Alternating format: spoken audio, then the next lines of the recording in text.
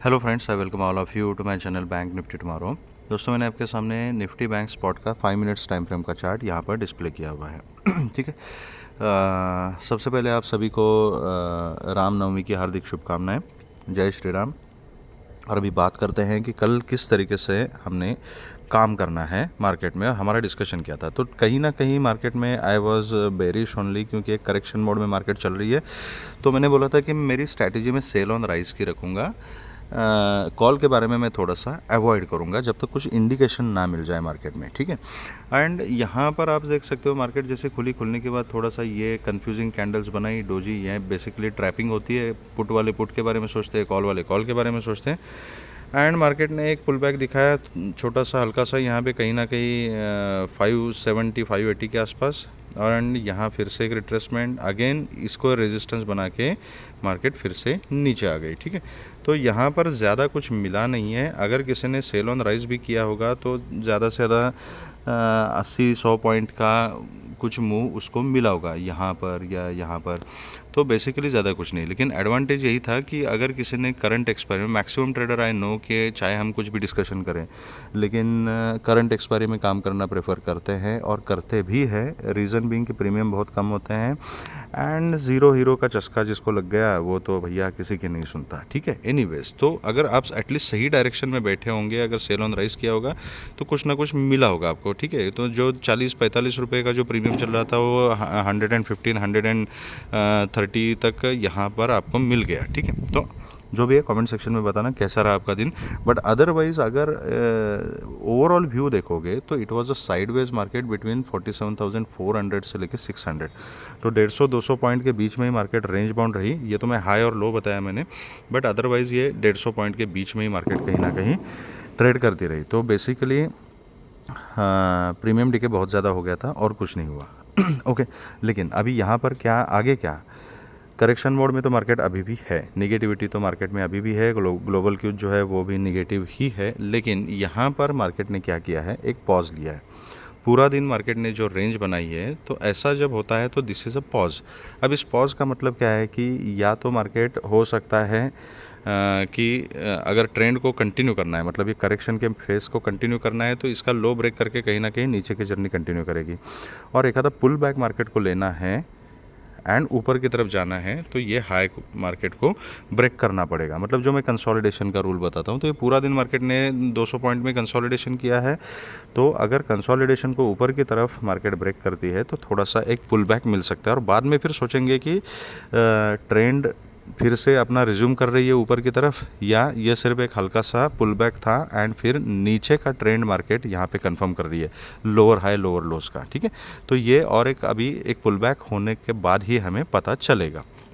तो as of now market में यहाँ पर प्राइस ने होल्ड किया है। तो अभी काम किस तरीके से करना है तो सिंपल है, अगर मार्केट कहीं ना कहीं इसी जोन के बीच में कहीं खुलती है, ठीक है, तो वेट करना है। दो इंपॉर्टेंट लेवल याद रखने हैं, ये जो 550-600 का जो जोन है ना, this is important zone. And नीचे की तरफ ये 400 का लेवल जो है, दिस इज़ इंपॉर्टेंट, क्योंकि ये 400 के लेवल के ऊपर मार्केट सस्टेन रही थी। ठीक है। तो ये दो लेवल जो है, these are very important levels. तो इसके बीच में अगर मार्केट खुलती है तो मैं कुछ नहीं करूँगा, बिल्कुल कुछ नहीं करूँगा। इधर ये 400 को ब्रेक करे, अगर नीचे ही ट्रेड करती है तो फिर क्या है, ये 400 को ब्रेक करने की प्रोबेबिलिटी थोड़ी सी बढ़ जाएगी, वीकनेस बढ़ जाएगी। अगर 400 को ब्रेक करती है तो मैं पुट का ट्रेड लेना प्रेफर करूँगा।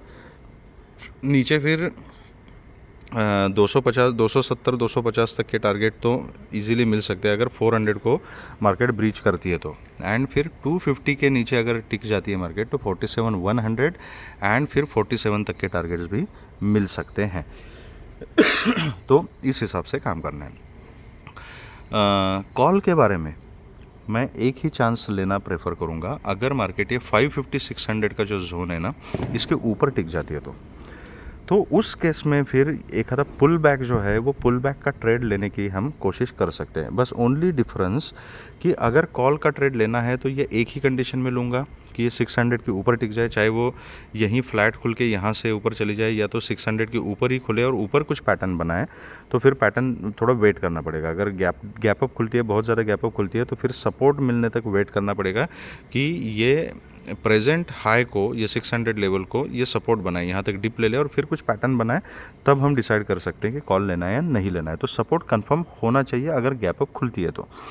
अगर इसके नीचे ही खुलती है और 600 को तोड़ देती है, सस्टेन हो जाती है, तो I am interested in call. Only difference is that कि अगर कॉल के साइड में ट्रेड करना है तो वो एक पॉसिबिलिटी है कि यहाँ कंसोलिडेशन हो चुका है एंड फिर एक मार्केट पुल बैक देगी, ये प्रोबेबिलिटी है, पॉसिबिलिटी है।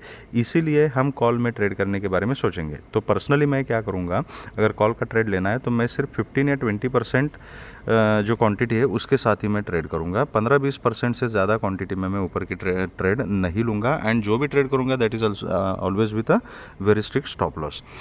वेरेज अगर मार्केट कहीं यहाँ बीच में कहीं खुलती है या खुल के नीचे आती है, गैप डाउन ही खुलती है, यहाँ कंसोलिडेट करती है थोड़ा एंड 400 को नीचे ब्रेक करती है ना, तो उस केस में मैं 40 to 50% क्वांटिटी में यहाँ पे काम करना प्रेफर करूँगा। रीज़न ये है कि ओवरऑल ट्रेंड मार्केट का भी करेक्शन मोड में चल रहा है। अगर नीचे लो अगर मार्केट ने ब्रेक किया तो फिर से यहाँ पे सेलर्स एक्टिवेट हो जाएंगे एंड नीचे फिर अच्छा खासा एक मोमेंटम मिलने की पॉसिबिलिटी ज़्यादा है। तो मैं पुट के ट्रेड में थोड़ी क्वांटिटी ज़्यादा रखूँगा अपनी, but not more than 40% and अगर कॉल का ट्रेड लेना है तो 15 से 20% क्वांटिटी में ही मैं काम करूँगा। तो this will be the setup for bank Nifty for tomorrow. अब देखते हैं कि निफ्टी में किस तरीके से काम करना है, निफ्टी कर क्या रही है। तो निफ्टी में जिन्होंने सेल ऑन राइज का स्ट्रेटेजी इंप्लीमेंट किया था उनको अच्छा खासा प्रॉफिट यहाँ पे मिल गया होगा, क्योंकि इसने क्या किया, गैप डाउन खुली, गैप डाउन खुलने के बाद एक पुल बैक दिखाया एंड यहाँ पे कंटिन्यूसली रेजिस्टेंस लेना शुरू कर दिया। तो that is why always keep telling कि कैंडल्स जो है ना, वो कैंडल्स को ध्यान से देखा करो, ये क्या है, सपोर्ट या रेजिस्टेंस कंफर्म करती है कैंडल्स, ठीक है। मार्केट की साइकोलॉजी कैंडल से समझ में आती है। तो ये 22,210-11 का जो लेवल है, यहाँ पे कंसिस्टेंटली मार्केट ने यहाँ पे रेजिस्टेंस लिया है। तो जिन लोगों ने यहाँ पे सेल ऑन राइज का काम किया होगा, हो सकता है कि थोड़ी देर तक वो यहाँ पे ट्रैप फील कर रहे होंगे, लेकिन इतना कंसोलिडेशन के बाद अगर कंसोलिडेशन का रूल अप्लाई करके भी पुट का ट्रेड लिया होगा 180-170 के नीचे, तो भी मार्केट ने यहाँ पे 22,080 तक के टारगेट्स दे दिए इस रैली में। तो कमेंट सेक्शन में बताना कि कितने लोगों ने ये रैली कैप्चर की and how was your experience. उसके बाद एक पुल बैक देखे मार्केट ने कहीं ना कहीं यहाँ बीचों बीच क्लोजिंग दी है, ठीक है। तो अभी व्हाट इज़ द कनोटेशन और किस तरीके से आगे काम करना है। तो निफ्टी का वो जो चार्ट है ना, निफ्टी ने भी एक रेंज बनाई है, लेकिन निफ्टी के रेंज जो है वो बड़ी रेंज है, ठीक है। एंड निफ्टी में सेलिंग प्रेशर दिख रहा है, फिर भी sellers are dominant in Nifty का चार्ट। बैंक निफ्टी में it is a straightaway consolidation, लेकिन निफ्टी का चार्ट मुझे थोड़ा सा ज़्यादा वीक लग रहा है। तो निफ्टी के चार्ट में मैं कॉल के बारे में कल फिर भी नहीं सोचूंगा, ठीक है। रीज़न बीइंग कि कल निफ्टी की जो है वो एक्सपायरी है ओके, एक्सपायरी है, तो it is little risky. And bank Nifty के केस में क्या है, बैंक निफ्टी के केस में एक स्ट्रेट अवे छोटी सी नैरो रेंज में कंसोलिडेशन मार्केट ने किया है, तो कंसोलिडेशन रूल अप्लाई करना is very easy. Whereas Nifty में रेंज जो बनी है ना, वो बड़ी रेंज बनी है। तो यहाँ पे क्या है, जब तक मार्केट इस रेंज के बीच में है ना, तो we can trade this range, ठीक है। हो सकता है कि बहुत देर तक मार्केट इसी रेंज में रहे, लेकिन अगर रेंज को ट्रेड करना है तो क्या है, अगर सपोज फ्लैट खुलती है निफ्टी एंड कहीं ना कहीं ये 200 के आसपास अगर मार्केट पहुंच जाती है ना, तो यहाँ पर एक छोटे से स्टॉप लॉस के साथ मैं पुट का ट्रेड लेने का प्लान करूँगा। लो तक के टारगेट्स दोबारा मिल सकते हैं, ठीक है। अगर यहाँ से कहीं मार्केट यहाँ से फ्लैट खुल के नीचे आती है, फ्लैट का ट्रेड एक्चुअली बहुत बेकार ट्रेड हो जाएगा, बीचों बीच कोई भी ट्रेड नहीं बनता। आपका स्टॉप लॉस एंड आपका टारगेट, रिस्क रिवॉर्ड रेशो, ये सब प्लानिंग यहाँ पर बिल्कुल मतलब आप कुछ भी डिसाइड नहीं कर सकते हो बीचों बीच, ठीक है। इक्वल स्टॉप लॉस है, इक्वल टारगेट है, तो it is not a trade. तो बीच में कहीं मार्केट अगर खुलती है हल्का सा गैप डाउन या फ्लैट, तो हमें वेट करना पड़ेगा एटलीस्ट या रेजिस्टेंस तक जाए या तो सपोर्ट तक आ जाए, ठीक है। तो ये वेट करना पड़ेगा एंड अकॉर्डिंगली हमें सोच विचार करके लाइव मार्केट में केयरफुली डिसीजन लेना पड़ेगा कि इस रेंज को कैसे ट्रेड करना है। एज़ पर एज रेंज को ट्रेड करने का सवाल है, मेरा झुकाव थोड़ा सा ये रहेगा कि जब मार्केट रेजिस्टेंस पे पहुंचेगी तो यहाँ पर मैं पुट का ट्रेड ले लूँ with a very strict stop loss. अगर स्टॉप लॉस हिट हो जाता है ना, तो मैं ट्रेड को अवॉइड करूंगा कल के दिन। अगर कॉल लेना है तो परसों के दिन हम सोचेंगे कि कॉल लेना है या नहीं लेना है, लेकिन कल के दिन में अगर पुट का एसएल हिट हो जाता है ना, तो एसएल लेके मैं चुपचाप बैठा रहूँगा। एटलीस्ट चार्ट को थोड़ा सा स्ट्रांग बनने दो, कन्फर्मेशन देने दो, फिर परसों सोचेंगे। अगर गैप डाउन खुलती है, यहाँ कहीं कंसोलिडेट करती है लो के आसपास, तो 20 to 50 का जो जोन है ना, ये 50 टू 70 50 टू 80 ये 20-30 पॉइंट का जो जोन है, this is a important support zone. तो यहाँ पर कॉल का ट्रेड लेने का आपको एक अपॉर्चुनिटी मिलेगा अगर रेंज को ट्रेड करना है तो।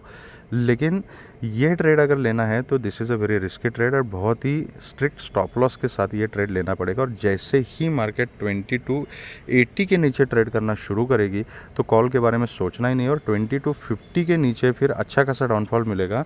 और अगर मार्केट ने 20 टू 50 का लेवल अगर ब्रीच कर दिया तो फिर 21,970, 950 एंड 21,900 यहाँ तक के टारगेट्स भी नीचे की तरफ मिल सकते हैं।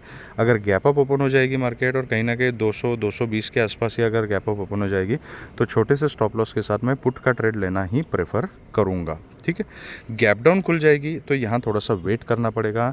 कॉल का ट्रेड जो रिस्की ट्रेडर्स है वो ले सकते हैं, लेकिन कॉल के ट्रेड में फिर गारंटी नहीं कि कहाँ तक ऊपर जाएगी और कहाँ से रिवर्स हो जाएगी मार्केट, तो वो थोड़ा सा डाइसी ट्रेड है। जो सेफ ट्रेडर्स है उसको अवॉइड कर सकते हैं, अदरवाइज़ अपने सेटअप के हिसाब से आप डिसाइड कर सकते हो, लेकिन जो भी करना है डिसिप्लिन और स्टॉप लॉस के साथ कीजिए। ठीक है, दूसरी इंपॉर्टेंट चीज़, कल निफ्टी की एक्सपायरी होगी तो इट इज़ बेटर कि नेक्स्ट एक्सपायरी में काम कीजिएगा। अगर करंट एक्सपायरी में काम करना है तो please reduce your lot size, quantity कम रखिए एंड स्ट्रिक्ट डिसिप्लिन मेंटेन कीजिए। जो भी प्रॉफिट मिलेगा सेव दैट प्रॉफिट। अगर आपको वीडियो पसंद आया है तो please hit the like button and subscribe the channel and share the video with the maximum people. Thank you very much friends and all the very best.